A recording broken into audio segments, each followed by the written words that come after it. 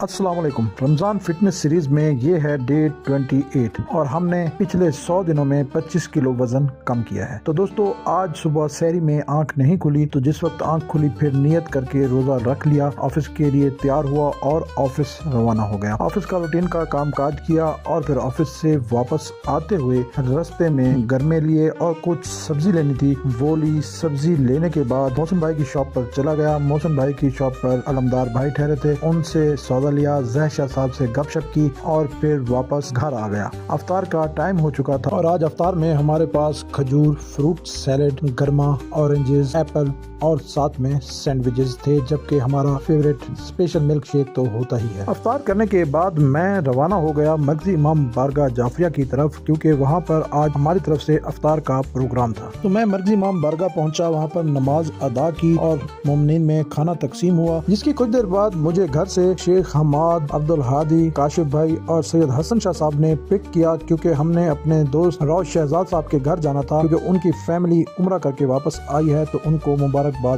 پیش کرنی۔ تو ہم وہاں پر پہنچے تو عدیل بھائی ہم سے پہلے پہنچ چکے تھے، تو ہم عدیل بھائی سے بھی ملے۔ اتنے میں روش شہزاد بھائی آ گئے، انہوں نے گیٹ پر ہمارا استقبال کیا۔ پھر ہم بھائی زبیر خان گپانگ کا ویٹ کرنے لگے اور وہ بھی آ گئے، تو پھر ہم روش شہزاد بھائی کی بیٹھک پر آ گئے۔ وہاں پر عدیل بھائی نے سب میں سہرے تقسیم کیے اور پھر ہم روش شہزاد بھائی کے چچا کو سہرے پہنائے، ان کو عمرہ کی بہت بہت مبارکباد دی، ان سے کافی دیر گپ شپ کی اور پھر ان سے مکہ مکرمہ، مدینہ منورہ کے حالات سنے اور زیارات کے بارے میں گفتگو کی۔ پھر تبرک آ گیا تو تبرک میں اجوا کھجور، ساتھ میں مٹھائی، آب زمزم اور جوس تھا، تو ہم نے جوس اور مٹھائی کو اوائڈ کیا، آب زمزم اور کھجور کھائی۔